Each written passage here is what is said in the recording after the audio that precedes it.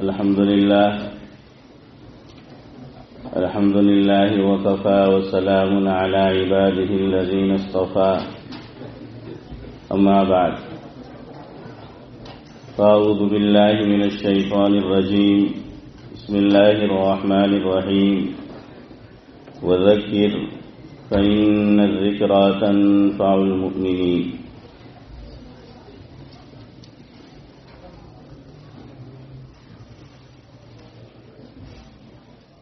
طبیعت میری سیکھ ہے، آواز بھی تھوڑی ویک ہے. آپ بیٹھے ہیں دین کی باتیں سننے، میں کچھ نہ بولوں یہ بات بھی نہیں تھی. تو بہرحال کچھ تو بولنا پڑے گا.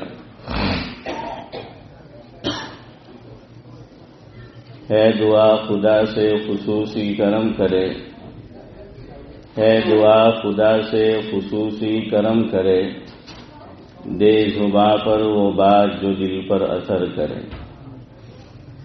ہے دین کی ساری ہی باتیں قابل قدر، ہم جو باتیں بھی سنیں اس کی قدر کریں. نہ ہو حق بات پہ کبھی کوئی اعتراض، نہ ہو حق بات پہ کبھی کوئی اعتراض، خدا دل میں ایسا پیدا شرح صدر کرے. ہو زباں پر ہمارے ذکر جاری، دنیا سے جب عقبا کا سفر کرے. اور بروز محشر وہ کرم سے اپنے، اور بروز محشر وہ کرم سے اپنے، عطا عرش کا سایہ اور جام کوثر کرے. آمین.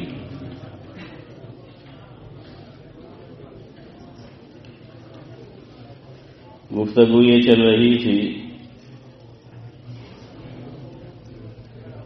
کہ چاہے کوئی کتنا ہی بڑا عالم دین ہو،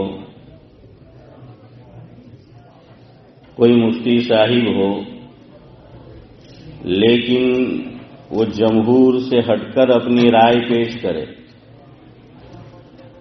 امت کے فقہا کی جو رائے ہے، فقہاء احناف کی جو رائے ہے، اگر وہ حنفی المسلک ہے تو اس سے ہٹ کر اگر کوئی رائے پیش کرے تو اس پہ عمل نہیں کرنا ہے. اور یہ کوئی آج کی بات نہیں ہے. امام بخاری علیہ الرحمہ اور امام مسلم رحمہ اللہ حدیث پاک کے مینار نور ہے، لیکن ان کے تفردات کو بھی امت نے قبول نہیں کیا. فقہ میں بہت بڑے 3 آدمی گزرے ہیں. صاحب ہدایہ درجہ عالمیت میں جن کی کتاب پڑھائی جاتی ہے، کوئی عالم ان کی فقہ کی کتاب پڑھے بغیر عالم نہیں بن سکتا. اور ہر مکتبہ فکر کے لوگ پڑھاتے ہیں ہدایات. اہل حدیث بھی پڑھاتے ہیں، بریلوی مسلک میں بھی پڑھایا جاتا ہے، اور دیوبندی مدارس میں بھی. اسی طرح علامہ ابن الحمام علیہ الرحمہ، آپ کو بتایا تھا کہ بہت بڑی علمی شخصیت ہے، ان کے تفردات کو بھی امت نے قبول نہیں کیا. علامہ شامی علیہ الرحمہ ابن عابدین، ان کو بھی اللہ تعالیٰ نے بہت نوازا تھا، بڑے علوم سے نوازا تھا. تو بہرحال یہ بات یاد رکھے کہ کوئی کتنا ہی بڑا عالم دین ہو، فقیہ ہو، جمہور سے ہٹ کر اگر وہ کوئی اپنی رائے پیش کرے گا تو اسے قبول نہیں کیا جائے. وہیں علماء نے یہ مسئلہ بھی لکھا ہے کہ وہی عالم دین اور فقیہ کہ جس کا اپنا تفرد ہے، کوئی حنفی المسلک شخص ان سے مسئلہ پوچھنے آیا کہ بھئی فلاں مسئلے میں فلاں مسئلہ مجھے بتائیے، اب اسی مسئلے میں ان کی اپنی ایک الگ رائے ہے، ان کا اپنا تفرد ہے، تو علماء نے لکھا ہے کہ چونکہ وہ ان سے ان کی رائے معلوم کرنے نہیں آیا کہ تمہاری کیا رائے ہے، تمہارا کیا تفرد ہے، اس لیے ایسا عالم دین اور فقیہ بھی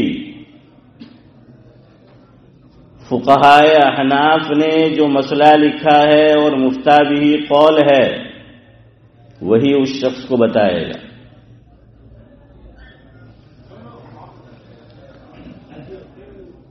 دارالعلوم دیوبند کے عظیم استاد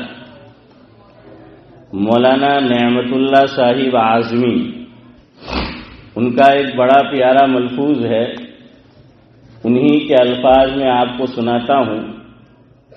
حضرت نے فرمایا، آج کے اکابر میں سے ان کی اقتدا کرو، آج کے اکابر میں سے ان کی اقتدا کرو جن کی رائے سلف کی رائے سے منحرف نہ ہو۔ سمجھ آیا کہ جو جمہور کی رائے ہے، جو ہمارے اسلاف کی رائے ہے، تو انہی اکابر سے مسئلہ معلوم کرو کہ ہمیں معلوم ہو کہ ان کے اپنے تفردات نہیں ہیں، ان کی اپنی سلف سے ہٹ کر رائے نہیں ہے۔ اور آگے فرمایا کہ جن کی رائے سلف سے منحرف ہو، جن کی رائے سلف سے منحرف ہو یعنی الگ ہو، ہٹ کر ہو، تو ان کی اقتدا مت کرو، چاہے پھر وہ میں ہی کیوں نہ ہوں۔ کیا فرمایا کہ چاہے پھر وہ میں ہی کیوں نہ ہوں، میری اپنی الگ رائے ہو، میرا اپنا تفرد ہو، تو تم اسے بھی مت لو۔ اور آگے فرمایا کیونکہ آج کل لوگوں کے اندر تفردات کا بخار ہے، آج کل لوگوں کے اندر تفردات کا بخار ہے۔ نیز فرمایا کہ ہر آدمی آج اپنے علم کو منوانا چاہتا ہے، ہر آدمی آج کیا چاہتا ہے؟ اپنے علم کو منوانا چاہتا ہے۔ خاص کر کے سوشل میڈیا پر واٹس ایپ ہے، ایف بی ہے، انسٹا ہے، جو بھی ایسی چیزیں ہیں، یا ٹی وی ہے، اس میں دینی پروگرام دین کے نام پر آتے ہیں، تو بہت سے حضرات اپنے تفردات پیش کرتے ہیں، اپنی رائے پیش کرتے ہیں۔ اسی لیے بعض مرتبہ لوگ بولتے بھی ہیں کہ عام مولوی صاحب نے عام مفتی صاحب جو مسئلو بیان કર્યો، આપણી 50 વર્ષની ઉંમર થઈ ગઈ, 60 વર્ષની ઉંમર થઈ ગઈ, આપણે તો કોઈ દાડે સાંભળેલું જ નહીં આવું। ઇમ્તિયાઝભાઈ બોલતા है कि આપણે તો કોઈ દાડે સાંભળેલું જ નહીં, એમ કે આ બધી ક્યાંથી આવી। اور یہ بھی یاد رکھیں، یہ جو ان کے تفردات ہوتے ہیں نا، یہ پہلے دور میں کسی کے رہ چکے ہوتے ہیں، لیکن مرور زمانہ کی وجہ سے اس پہ راکھ آ گئی ہے، تو یہ اسے ہٹا ہٹا کر بیان کرتا ہے۔ ابن تیمیہ بہت بڑے عالم، اب کہیں گے کہ ابن تیمیہ نے کہا ہے، یعنی یوں زور دے کر ابن تیمیہ نے کہا ہے، ابن تیمیہ نے یہ لکھا ہے۔ حالانکہ امت نے ان کے تفردات کو کیا کیا ہے؟ قبول نہیں کیا ہے، لیکن آج اسی کو پروسا جا رہا ہے۔ خود احناف میں سے حضرت امام ابو حنیفہ علیہ الرحمہ کے شاگرد ہیں امام زفر علیہ الرحمہ، بہت سے مسائل میں ان کی اپنی رائے ہوتی ہے الگ۔ اور میں نے جب مدارس میں پڑھا، مدارس عربیہ میں فقہ کو، فقہی کتب کو، تو ہمارے اساتذہ بیان کرتے تھے کہ اس مسئلے میں امام ظفر علیہ الرحمہ کی یہ رائے ہے، لیکن امت نے اسے قبول نہیں کیا اور نہ قبول کرنا ہے۔ اب آپ لوگوں کو، عوام کو بتایا جاتا ہے ابن تیمیہ نے لکھا ہے، امام ظفر نے لکھا ہے، فقہاء احناف میں سے۔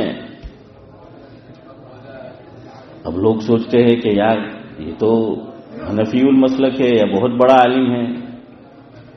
آج لوگ چاہتے ہیں ایسی نئی نئی باتیں بتائی جائے، نئے نئے مسائل بیان کیے جائے تاکہ زیادہ سے زیادہ وہ فیمس ہو، مشہور ہو، اور اس کی جو کلپ ہے اس پہ لکھا ہوا ہے کہ فارورڈ مینی ٹائمز ہے۔ اس پہ کیا لکھا ہوا؟ ہاں، خالی فارورڈ نہیں بلکہ کیا لکھا ہوا آنا چاہیے کہ بہت زیادہ یہ فارورڈ کیا گیا ہے۔ اس لیے خوب چوکنا رہنے کی ضرورت ہے۔ اپنے اکابر پہ پورا یقین رکھو، ان کے دامن کو نہ چھوڑو، ان کو مضبوطی سے پکڑے رہو۔ انشاءاللہ العزیز اسی میں دین دنیا دونوں کی بھلائی ہے۔ اور جب کبھی ایسی بات سنو یا پڑھو تو جن سے تمہیں عقیدت ہے اور وہ واقعی آپ کو صحیح بات بتائیں گے، صحیح مسئلہ بتائیں گے، ان سے پوچھ لو۔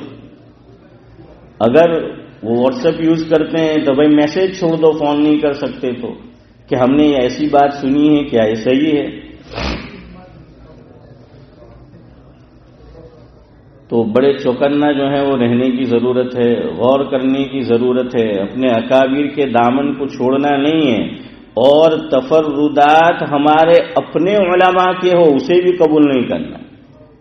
میں نے اب تک آپ کو اپنے علماء کی مثال دی ہے، میں ابھی باہر گیا ہی نہیں ہوں۔ میں باہر جاتا تو شاید کوئی یہ سمجھتا کہ یہ تو ہمارے ہم خیال نہیں ہیں اس لیے ایسی بات کہہ رہے ہیں۔ تو شروع میں نے آپ کو انہی علماء کا نام بتایا، تذکرہ کیا جو ہمارے اپنے علماء ہے، ہمارے اپنے اکابر ہے، لیکن ہم ان کی بات کو قبول نہیں کریں گے۔ دارالعلوم دیوبند نے ان کے خلاف فتویٰ دیا ہے، دارالعلوم کراچی نے ان کے خلاف فتویٰ دیا ہے۔ میں آپ کو بتا رہا تھا کہ پاکستان کے اندر بڑے عالم گزرے، ابھی ماضی قریب میں انتقال ہوا، گلشن اقبال کراچی میں حضرت مولانا مفتی ظہور خان صاحب رحمۃ اللہ علیہ۔ تو ان کی بھی کئی تفردات آپ کو 2-3 سنائے، مزید 2 سنو۔ یہ کلپ بھی اس میں سے ایک جو مسئلہ میں بیان کروں گا، یہ کلپ ان کی بہت وائرل ہوتی ہے، اور خاص کر رمضان المبارک قریب آتا ہے اس وقت بہت وائرل ہوتی ہے، یوٹیوب پر بھی اور دوسرے ایسے ذرائع پر بھی۔ وہ یہ فرماتے تھے، مفہوم ہے کہ وتر کی نماز اگر میں نے اور آپ نے پڑھ لی، اس کے بعد کوئی نفل نماز نہیں پڑھ سکتے۔ کیا فرمایا؟ کہ رات کی آخری نماز یہ وتر ہونی چاہیے۔ ہاں، حدیث پاک میں ہے، حضور اکرم صلی اللہ علیہ وسلم کو اپنے اوپر اطمینان تھا، اللہ تعالی حضرت کی مدد فرماتے تھے، آپ صلی اللہ علیہ وسلم اخیر میں جو ہے وہ پڑھا کرتے تھے۔ لیکن اس کا الٹا بھی ثابت ہے کہ اس کے بعد وتر کے بعد بھی 2 گانا پڑھنا حضور سے ثابت ہے۔ اور آج بھی یاد رکھو یہی مسئلہ ہے، اگر کسی کو اپنے نفس پہ اعتماد ہو کہ وہ تہجد کے وقت میں اٹھے گا تو وہ عشاء کے بعد وتر کی نماز نہ پڑھے، تہجد میں اٹھے، اٹھنے کے بعد تہجد پڑھے اور اخیر میں کیا پڑھے؟ وتر کی نماز پڑھے۔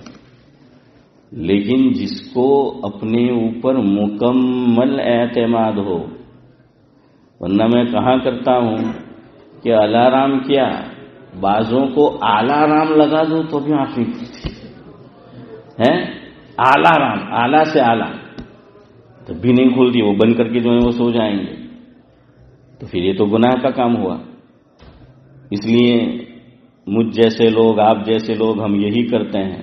اور حضرت ابو ذر غفاری رضی اللہ تعالیٰ عنہ اور حضرت ابو ہریرہ رضی اللہ تعالیٰ عنہ، ان دونوں حضرات سے حضور اکرم صلی اللہ علیہ وسلم نے فرمایا تھا کہ سونے سے پہلے تم وتر کو پڑھ لیا کرو۔ کیا کرو؟ سونے سے پہلے نورانی بھائی وتر کی نماز وہ پڑھ لیا کرو۔ تو اس لیے سونے سے پہلے پڑھا تو ابھی حضور کا ارشاد ہے، اور ہمیں اپنے اوپر اطمینان نہیں ہے۔ دیکھیے تہجد میں اٹھنا ہو تو دو کام کرنے پڑتے ہیں، یاد رکھو۔ اپواد استثناء یہ الگ چیز ہے، ہر ایک میں ہوتا ہے، لیکن مجھے اور آپ کو تہجد پڑھنا ہے پورا سال، دو کام کرنے پڑیں گے۔ نمبر 1، دوپہر میں قیلولہ کرنا پڑے گا۔ کیا کرنا پڑے گا؟ قیلولہ، جانتے نا قیلولہ؟ ہاں، ہمارے اکابر کی عادت رہی ہے۔ تو دوپہر میں کیا کرو؟ قیلولہ کرو۔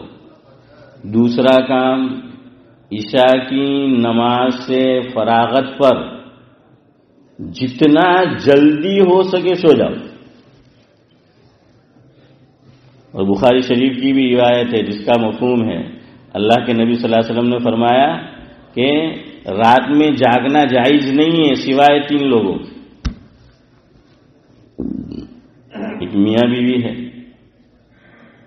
دوسرے مہمان ہیں، اور تیسرے طالب علم ہے۔ طالب علم ہے تو وہ رات کو جو ہے مطالعہ کریں گے، پڑھیں گے کتابوں کو۔ اسی لیے عربی شاعر نے کہا ہے کہ من طلب العلا سہر اللیالی۔ عربی شاعر کہتا ہے کہ جس نے علم کے اندر اپنا نام پیدا کیا تو دیکھ لیجئے اس کی زندگی راتوں کو وہ جاگا ہوگا، اور راتوں کو جاگ کر اس نے نیند کو قربان کر کے علوم دنیا کو حاصل کیا ہوگا۔ تو فرمایا کہ یہ 3 لوگوں کے لیے رات ذرا دیر تک ہو تو ٹھیک ہے، اور کبھی کوئی ضروری کام ہو اس کے علاوہ بھی تو ٹھیک ہے۔ جیسے اللہ کے نبی صلی اللہ علیہ وسلم روایت میں آتا ہے، مفہوم ہے کہ کبھی مشورہ کرنا ہوتا تو عام طور سے حضور مشورہ حضرات شیخین سے کیا کرتے تھے؟ کس سے کرتے تھے؟ حضرات شیخین سے مشورہ کرتے تھے، یعنی حضرت ابوبکر صدیق رضی اللہ تعالیٰ عنہ اور حضرت عمر فاروق رضی اللہ تعالیٰ عنہ، ان سے جو ہے وہ مشورہ کیا کرتے تھے۔ تو پھر عشاء کے بعد ذرا لیٹ بھی سوتے تھے کہ مشورہ کرنا ہوتا تھا، بات چیت کرنی ہوتی تھی۔ اب یہ جو میرے ہاتھ میں ہے یہ جب سے آیا ہے اور ایسی چیزیں آئی ہیں، جب تک زبردستی جو ہے وہ نیند نہ آ جائے وہاں تک سوتے نہیں بہت سے لوگ، اسی پہ میچھی مارتے رہیں گے، اسی کے اوپر ہوں گے۔ بیوی اپنے طور سے مشغول ہے، میاں اپنے طور سے مشغول ہے، وہاں میاں بیوی کو رات دیر تک جاگنے کی اجازت ہے کہ آپس میں بات چیت کرے۔ بخاری شریف میں ہے، حضور اکرم صلی اللہ علیہ وسلم نے حضرت عائشہ رضی اللہ تعالی عنہا سے اسٹوری بیان فرمائی 11 عورتوں کی، رات کو 11 عورتوں کی اسٹوری جو ہے وہ بیان فرمائی۔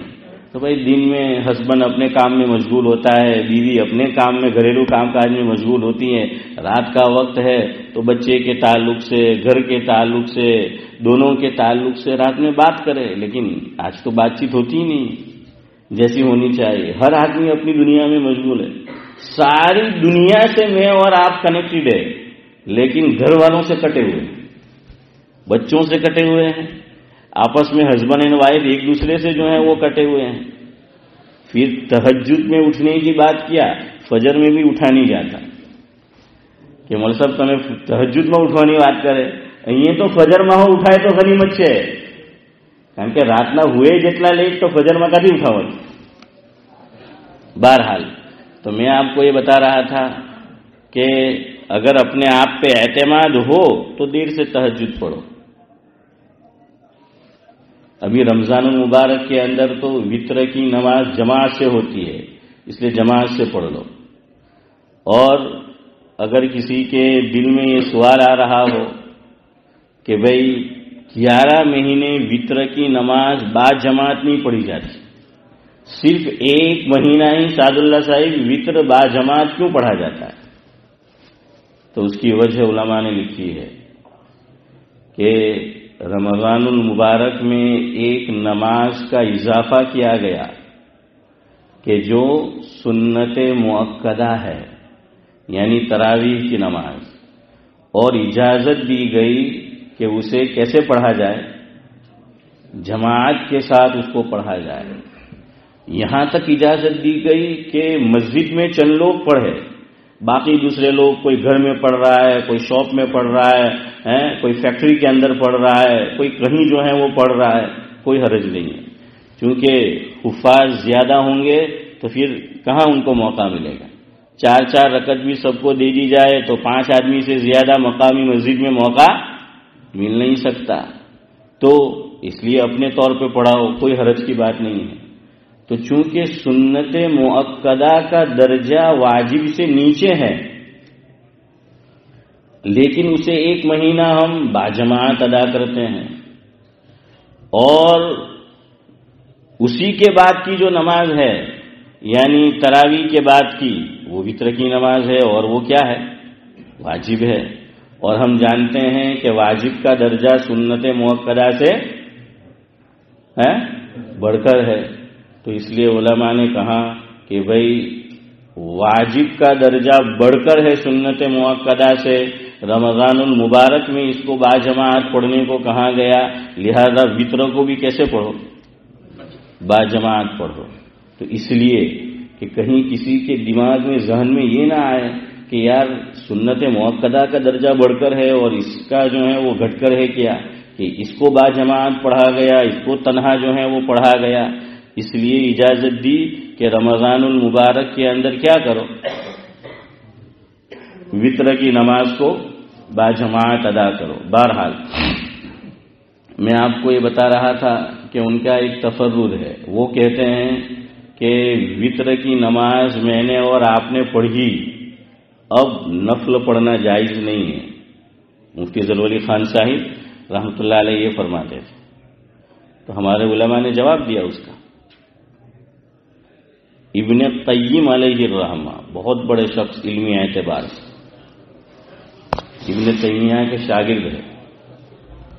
ابن قیم کی بڑی بہترین کتاب ہے، اللہ موقع دے اور آپ کو پڑھنے کا، مطالعہ کرنے کا ذوق ہو تو اس کتاب کو ضرور پڑھیو، جس کا نام ہے زاد المعاد۔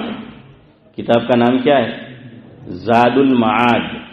زاد المعاد میں ابن قیم علیہ الرحمہ نے یہ لکھا ہے، جس کا مفہوم یہ ہے کہ وتر کی نماز یہ ایک مستقل نماز ہے۔ جیسے دن میں ایک وتر رکھا، اسی طرح اللہ رب العزت نے رات میں ایک وتر رکھا۔ دن میں وتر کون سی نماز؟ مغرب۔ یاد رکھیو یہ دن کی نماز ہے، یہ کیا ہے؟ دن کی جو ہے وہ نماز، اس کو شمار کیا گیا ہے، گرچہ اس کے بعد پھر رات شروع ہو جاتی ہے۔ اس لیے امام شافعی علیہ الرحمہ کا تو مسلک یہ ہے جتنا جلدی ہو سکے مغرب کی نماز کو پڑھ لو، اس میں دیر مت کرو، یہ حضرت کا مسلک ہے، جتنا جلدی ہو سکے کہ کہ مغرب کی نماز ہمیشہ اول وقت میں پڑھو، جلدی پڑھو، جتنا جلدی ہو سکے، اس کو دیر سے مت پڑھو۔ تو ابن قیم علیہ الرحمہ لکھتے ہیں جیسے مغرب ایک مستقل نماز ہے، اسی طرح وتر ایک مستقل نماز ہے، دونوں وتر ہے، یہ دن کا وتر، وہ رات کا وتر۔ وتر کہتے کس کو ہیں وہ آپ معلوم کر لیں، اس کو دونوں طرح پڑھا جاتا ہے۔ جیسے ہم بولتے ہیں بیت المقدس، اور بعض لوگ بولتے ہیں بیت المقدس، تو کچھ حضرات بیت المقدس بولتے ہیں، کچھ حضرات بیت المقدس بولتے ہیں، دونوں بولنا صحیح ہے۔ کچھ حضرات بولتے ہیں جبرائیل امین، اور کچھ بولتے ہیں جبریل امین، دونوں صحیح ہے۔ دلیل کہ جبرائیل، ہم تو عام طور پہ جبرائیل ہی بولتے ہیں، جبریل حمزہ کے بغیر تلفظ صحیح کہ مولوی صاحب دلیل کیا، تو قرآن کریم پڑھو، پہلا پارہ سورہ بقرہ اس میں اللہ رب العزت ارشاد فرماتے ہیں کہ من کان عدوا للہ وملائکتہ ورسلہ وجبریل، کیا آیا؟ وجبریل ومیکال فإن اللہ عدو للکافرین۔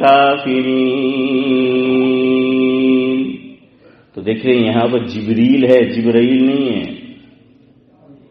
تو اسی طرح اس کو وتر بھی بولا جا سکتا ہے اور وتر بھی بولا جا سکتا ہے۔ را پر زبر، واو پر زبر فتحہ یہ پڑھنا بھی صحیح ہے، اور واو کے نیچے زیر کسرہ یہ بھی صحیح ہے۔ دلیل قرآن کریم میں ہے، سورت کا نام ہے سورۃ الفجر، 30ویں پارے میں، والفجر وليال عشر والشفع والوتر۔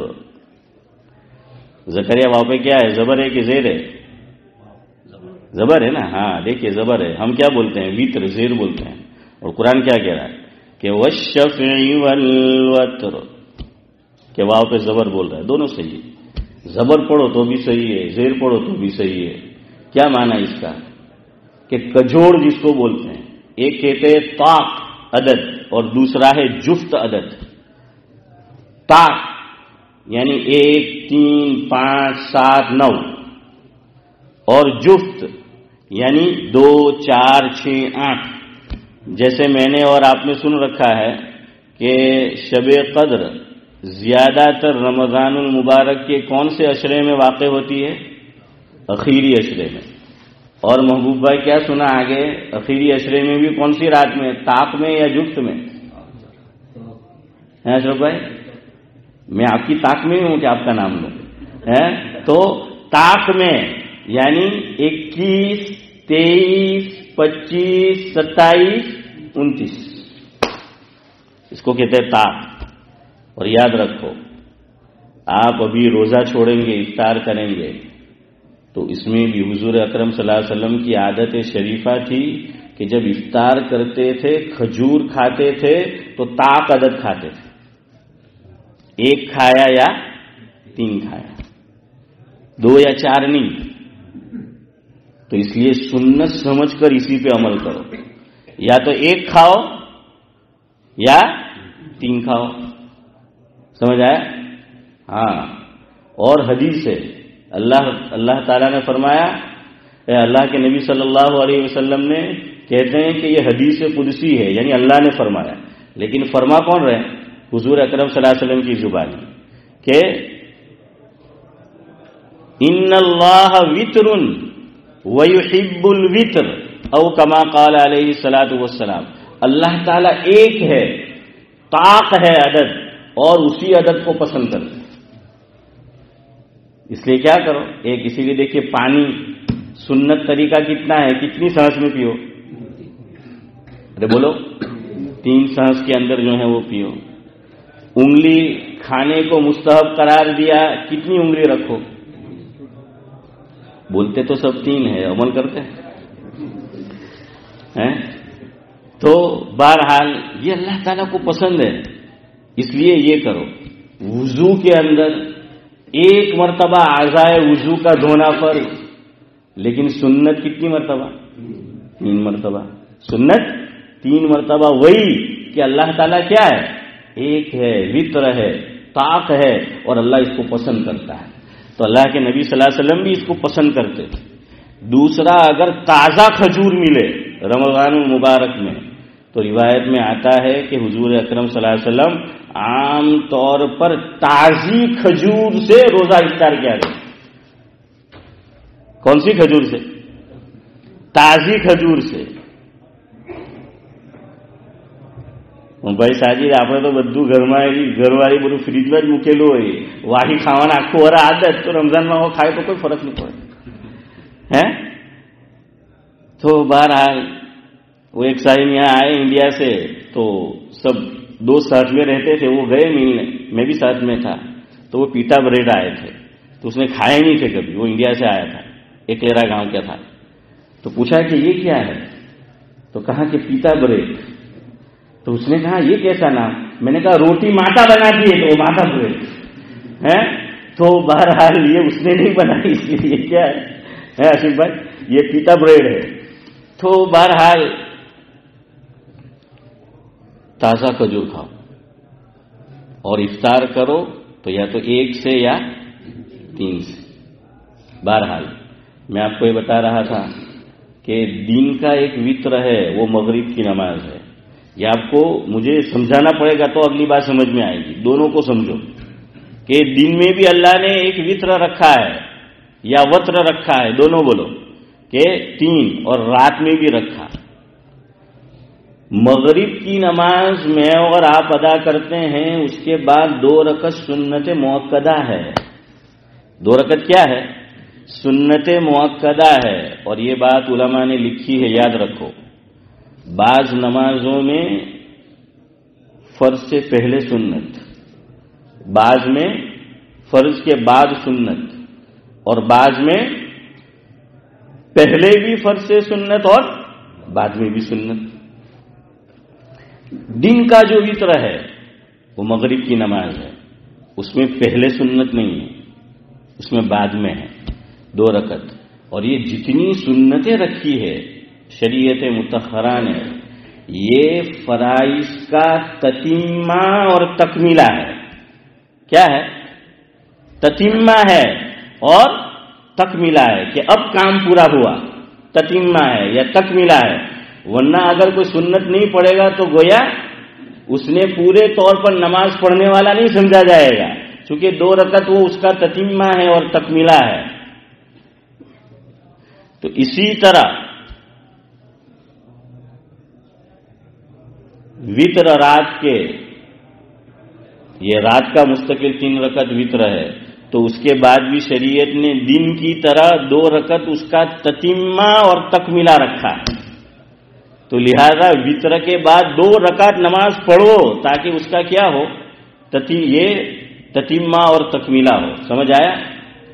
اب ایک مسئلہ اور سمجھو.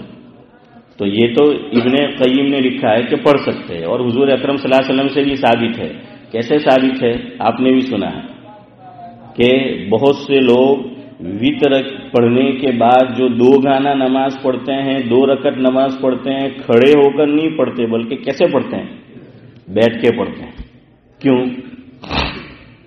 اس لیے کہ حدیث سے پاک سے ثابت ہے کہ اللہ کے نبی صلی اللہ علیہ وسلم نے یہ جو 2 گانا ہے اور 2 رکعت نماز ہے اسے بیٹھ کر بھی ادا کیا ہے. اور صحیح روایت ہے، مفہوم سنو. جو مسلمان میں اور آپ بغیر کسی عذر کے بیٹھ کر سنت یا نفل نماز پڑھتے ہیں تو آدھا ثواب ملتا ہے، اور کھڑے ہو کر پڑھتے ہیں تو پورا ثواب ملتا ہے. ہمارے بزرگوں میں حضرت شیخ الہند علیہ الرحمہ، کہ جن کو حضرت تھانوی فرماتے تھے کہ یہ شیخ الہند نہیں بلکہ شیخ العرب والعجم تھے، وہ یہ 2 رکعت عام طور پر بیٹھ کر پڑھا کرتے تھے. میں انشاءاللہ 10 منٹ میں گفتگو ختم کرتا ہوں. وہ یہ بیٹھ کر پڑھا کرتے. کسی نے حضرت سے پوچھا کہ حضرت آپ بیٹھ کر ادا کرتے ہیں 2 رکعت تو ثواب آپ کو آدھا ملے گا. فرمایا جانتا ہوں آدھا ملے گا، لیکن اللہ بڑا کریم ہے، اس کی کریم ذات سے امید ہے آدھا بیٹھ کر بلا کسی عذر کے پڑھا یہ 2 گانا تو اس کا ثواب، اور حضور بیٹھ کر میرے محبوب سے پڑھنا ثابت ہے، میں ان کی اتباع میں بیٹھ کر پڑھتا ہوں، اللہ آدھا ثواب اس پہ دے دے گی. تو ثواب کتنا ہو گیا؟ پورا ہو گیا. اس پہ کسی نے ایک بہت اچھا شعر لکھا ہے کہ ہم اہل وفا ہے ثواب و عقاب کیا جانے. ہم اہل وفا ہیں ثواب و عقاب کیا جانے، کس میں ملتا ہے کتنا ثواب، عشق والے حساب کیا جانے. کس میں کتنا ملتا ہے ثواب، عشق والے حساب کیا جانے. تو فرمایا کہ ہم تو حضور کے عشق میں یہ 2 رکعت کیا کرتے ہیں؟ وہ بیٹھ کر جو ہے وہ پڑھتے ہیں. بہرحال وہ ان کا تفرد ہے. امت اس پہ عمل پہلے سے کرتے چلی آ رہی ہے, آج بھی کرتی ہیں, لیکن یہ بڑے زور و شور سے یہ مسئلہ پھیلایا گیا اور حضرت نے بار بار اس کو بولا کہ بھائی 2 رکعت نماز جو ہے وہ نہیں پڑھ سکتے. اور بھی ان کا تفرد ہے لیکن وقت نہیں ہے, تو میں ان سے ہٹ کر ہمارے ایک اور اکابر کا نام لیتا ہوں.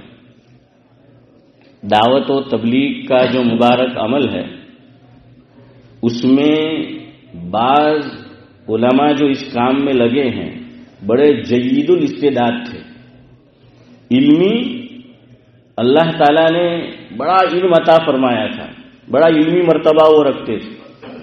ان میں ایک حضرت مولانا محمد عمر صاحب پالنپوری رحمۃ اللہ علیہ, حضرت جی مولانا یوسف صاحب رحمۃ اللہ علیہ, حضرت جی مولانا انعام الحسن صاحب رحمۃ اللہ علیہ, حضرت مولانا عبید اللہ صاحب بلیاوی رحمۃ اللہ علیہ, اور حضرت مولانا سعید احمد خان صاحب رحمۃ اللہ علیہ.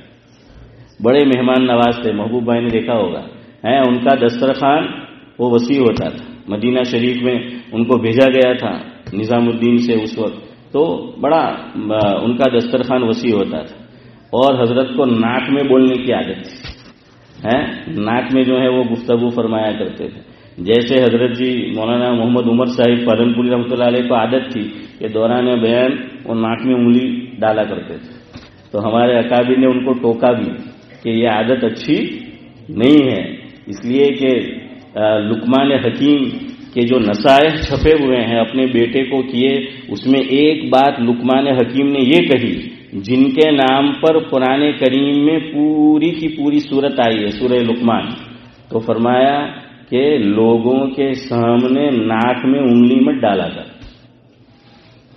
لوگوں کے سامنے ناک میں انگلی مت ڈالا کر. تو یہ اچھا عمل نہیں ہے, اس کو پسند نہیں کیا گیا. کبھی ضرورت پیش آ گئی کھجانا پڑے ٹھیک ہے, لیکن وہ بعض لوگوں کو عادت ہے کہ وہ کھیلتے رہتے ہیں, اور کچھ لوگ تو پتہ نہیں نکال کے پھر یوں پتہ نہیں کیا بناتے ہیں. امتیاز بھائی گول گول پتہ نہیں وہ لکھوٹی بناتے ہیں یا کیا بناتے ہیں کہ وہ جو ہے وہ بناتے رہتے, اتنا گندا لگتا ہے. یاد رکھو اس کو پسند نہیں کیا گیا, لوگوں کے سامنے ناک میں انگلی نہیں ڈالنی.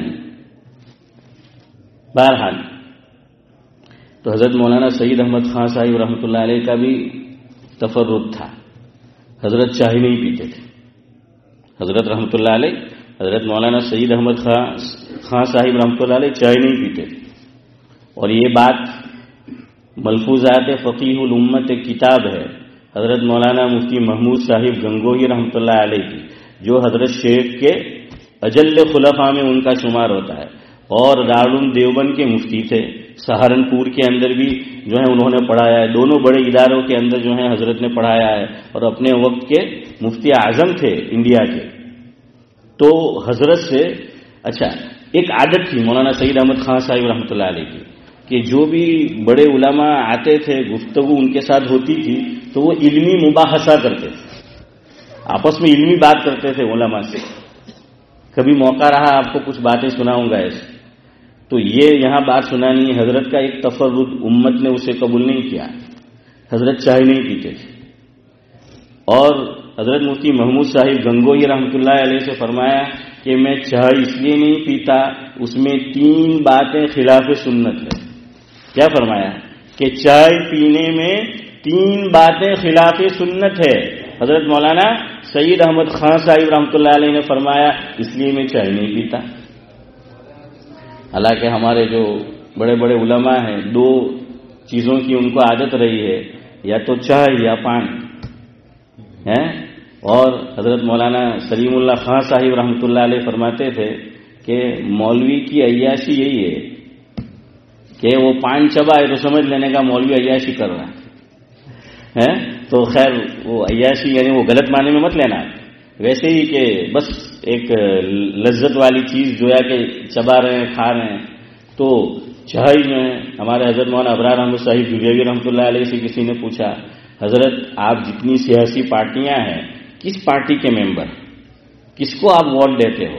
حضرت نے فرمایا کہ ہم تو ٹی پارٹی کے ممبر ہیں. زکریا سمجھ گیا ہیں کس کے ممبر ہے؟ ٹی پارٹی کے, یعنی چائے یعنی ٹی, ہم تو ٹی پارٹی کے ممبر ہیں. کہ کسی کو ووٹ نہیں ڈالتے، ہم تو جو ہے وہ ٹی پارٹی والے ہیں. تو بہرحال ہمارے اکابر چائے پیتے رہے، ہر ایک نے پیے، لیکن یہ ان کا تفرد مولانا سید احمد خان صاحب رحمۃ اللہ علیہ کا، انہوں نے 3 باتیں بتائی کہ میرے چائے نہ پینے کی 3 وجہ ہے کہ وہ خلاف سنت ہے گویا، اس لیے میں نہیں پیتا. نمبر 1، چائے ہاتھ دھو کر نہیں پی جاتی، حضرت نے فرمایا. نمبر 2، چائے بسم اللہ پڑھ کے نہیں پی جاتی. نمبر 3، اس میں کلی نہیں کی جاتی. کھانے سے پہلے ہاتھ دھوتے ہیں تو ہم کیا کرتے ہیں؟ کلی بھی کرتے ہیں نا، کہ کلی بھی جو ہے وہ کرتے ہیں. اور یاد رکھو خالی سنت انگلی دھونا نہیں ہے، بعض لوگ ہاتھ کیسے دھوتے ہیں؟ یوں. اور بعض بڑے علماء بھی، مجھے بڑا تعجب ہوتا ہے، ملاقات کریں گے عوام سے تو خالی یہ شروع کے 2 پورے صبح دیں گے. میں نے کہا کہ یار حضور صلی اللہ علیہ وسلم ہمارے رہبر رہنما ہے. حضور حدیث میں آتا ہے کہ سامنے والے کا ہاتھ پکڑ لیتے تھے اور اس وقت تک چھوڑتے نہیں تھے جب تک وہ نہیں چھوڑتا. ہاں یہ ہے سامنے والے کو مانوس کرنے کا، قریب کرنے کا یہ ہے. لیکن اللہ بچائے، હવે આપણા મૌલવી હો માલદાર હોય તો કઈ અલગ રીતથી મળે ને ગરીબ હોય તો અલગ રીતથી મળે. હા મૌલવી લોકોમાં બી હવે આવી ગયો ये मालदार की इज्जत बढ़े. हजरत थानवी रहमतुल्लाह इल्ला माशाअल्लाह हर जगह लगता है. हजरत थानवी फरमाते थे कि मालदार की अहले सरवत की रीह निकलती है तो वहां पर हाजिरीन हवारीन ये कहते हैं कि अल्हम्दुलिल्लाह एक तकलीफ देह चीज हजरत के बदन से निकल गई है. मालदार की अहले रीह के मालदार अहले सरवत रीह निकलने पर उसे दुआया कलिमात से नवाजा जाता है. अल्हम्दुलिल्लाह कहा जाता है. फरमाया गरीब की रूह निकल जाती है, कम बखत इन्ना लिल्लाह भी नहीं पड़ता. उधर रूह निकल गई गरीब की, जिंदगी खत्म हो गई, लेकिन वहां इन्ना लिल्लाह नहीं है. और मालदार आदमी की रीह भी निकलती है तो उस पर दुआया कलिमात से नवाजा जाता है. तो बाज उलमा को देखा है मैंने, वो खाली इतनी उंगली यूं मिलाई. और खास कर जो जान पहचान वाला नहीं है तो उनके साथ इसी तरह का मामला. हुजूर तो अपने से करीब करते थे, छोड़ते नहीं थे उसके हाथ को कि जब तक वो अपना हाथ जो है वो न छुड़ा. 12 तो बाज लोग क्या करते हैं, खाने के लिए हाथ धोते, ये सुन्नत तरीका नहीं, याद रखो. नल चालू किया और यूं खाली 5 उंगलियां भिगो दी. हाथ कहां तक धोना है? यहां तक धोना है. और एक नहीं धोना है, दोनों धोने हैं. कितने धोने हैं? दोनों धोने. और कहां तक धोने हैं? पहुंचे तक है. हाँ क्रिकेट खेलते हैं, खेलते थे तो जो बॉल यहां से यूं डाला हो तो इसी तरीके से जो है यहां तक वो धोना है. और दूसरा लोग गलती करते हैं, बाज लोग हाथ धोने के बाद टाउल से या टिश्यू से पूंछ डालते हैं. तो हूं फायदा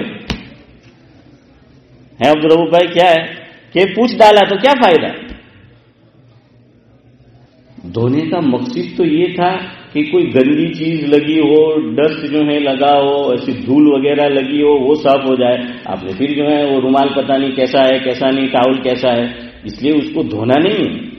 धोने के बाद उसको रहने देना है जावेद भाई उसी तरीके से. बहरहाल तो मैं ये कह रहा था कि हजरत ने फरमाया कि इसलिए मैं चाय नहीं पीता. तो मुफ्ती महमूद साहब गंगोही रहमतुल्लाह अलैह को बड़े आलिम, हजरत ने फरमाया हजरत सुनिए यही सुन्नत पानी में भी नहीं पाई जाती. पानी में कोई पानी हाथ धो के नहीं पीता, कोई पानी पीने में कुल्ली नहीं करता, कोई पानी पीने में बिस्मिल्लाह नहीं पढ़ता. फिर फरमाया कि सुनो हजरत यही चीज खजूर खाने में भी नहीं पाई जाती. कोई खजूर हाथ धो के नहीं खाता, कोई खजूर बिस्मिल्लाह पढ़ के नहीं खाता, कोई खजूर में कुल्ली नहीं करता. और धीरे से फरमाया मजीद सुनो पान में भी नहीं पाई जाती है. ये सुन्नत पान में भी नहीं पाई जाती. पान कोई हाथ धो के खाता है? हाँ लोग हाथ धो के पीछे पड़ते हैं हैं, हाथ धो के पीछे जरूर पड़ते हैं भाई ज़करिया, लेकिन कोई हाथ धो के खाता नहीं है. बहरहाल मैं भी अब आपसे हाथ उठाता हूं, मैं भी आपके पीछे हाथ धो के पढ़ना नहीं चाहता. तो मैं कहे कि साथ में 10 कह लूं है तो माशाल्लाह बराबर जैसे थे बस थे. बहरहाल तबीयत तो इतनी दुरुस्त मालूम नहीं हो रही थी, लेकिन फिर भी मैंने सोचा कि चलो बैठ के कुछ बोल लेते हैं. मुझे बता दिया था कि भाई आज तुझे बोलना है, تو میں کہ اس پر بھی تو ریڈی ہوئی ہیں. تو بہرحال کچھ باتیں آپ کی برکت سے اللہ نے کہلوا دی. جو کچھ کہا سنا گیا اللہ تعالیٰ قابل عمل باتوں پر عمل کی توفیق نصیب فرمائے. خالی خلاصہ کہہ دی, میری بات کا خلاصہ کیا بولو جلدی. چاہے بڑے سے بڑا عالم ہو اس کے تفردات کو قبول. ارے اتنا تو زور سے بولو جتنا آپ نے نکاح میں بولے ہیں, زور سے بولو. نہیں کیا گیا ہے اور نہیں کرنا ہے.